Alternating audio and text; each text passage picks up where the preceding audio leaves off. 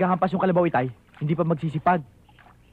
Nangingilala lang yan dahil matagal mo nang hindi napapastol. Napapansin ko dyan sa kalabaw natin. Habang tumatanda, lalong tumitigas ang ulo. Katulad mo rin. Matigas ang ulo. Dahil ayaw mo sumunod sa mga gusto ko. Itay naman, alam niyong ayaw ko dito sa bukid eh. Huwag na tayo magtalo. Sige, kumain ka na. At ako na magtutuloy ng pagsuyod.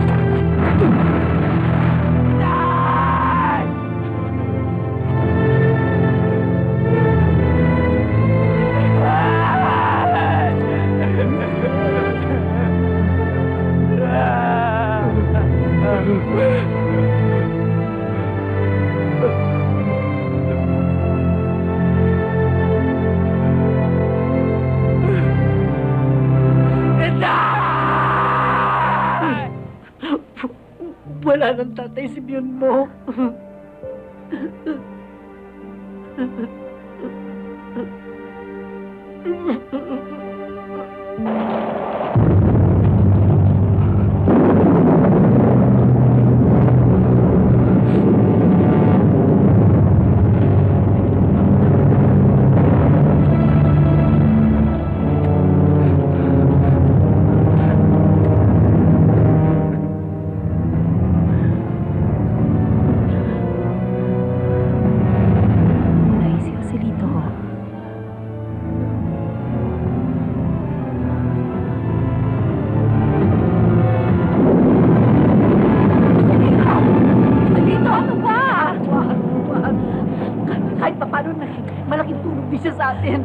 Pero pinatay na si Itay!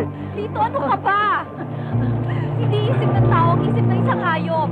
Pero marunong din itong magalit. Yun siguro ang dahilan kung bakit kasi luwag ang tatay mo. Ano ka ba?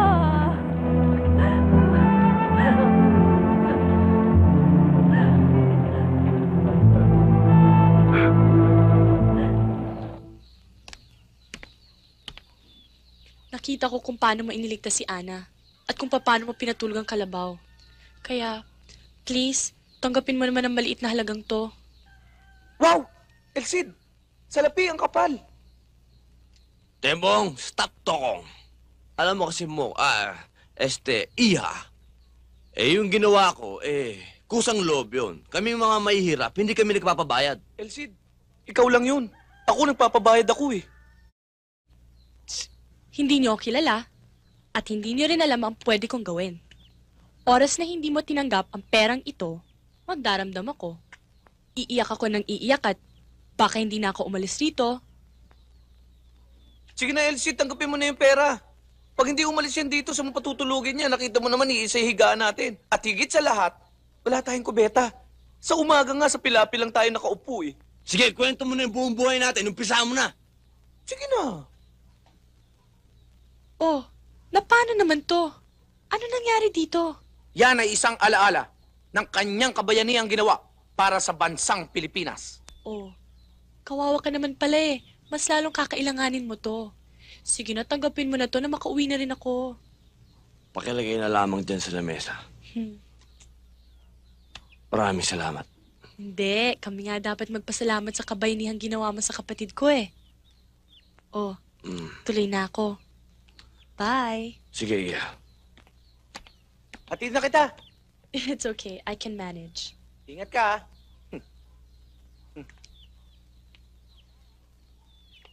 Bye!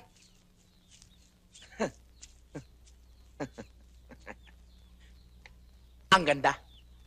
Ang ganda talaga. Maganda siya? Hindi. Ang ganda ng pera. 10,000 piso. Ang ibig sabihin, 5,000 sa'yo, 5,000 sa akin. At yung 5,000 ko, itataya ko sa... Bakit na naman? Tama naman yung iniisip ko ah. Wala na nga tayong makain, tataya ka pa. Yung kalahati niyan, dadaling ko kay Aling Ebeng. Yung namatayan yung may anak na may TV. Ano? Aba, Tembong, maawa ka naman. Walang pampalibing si Aling Ebeng.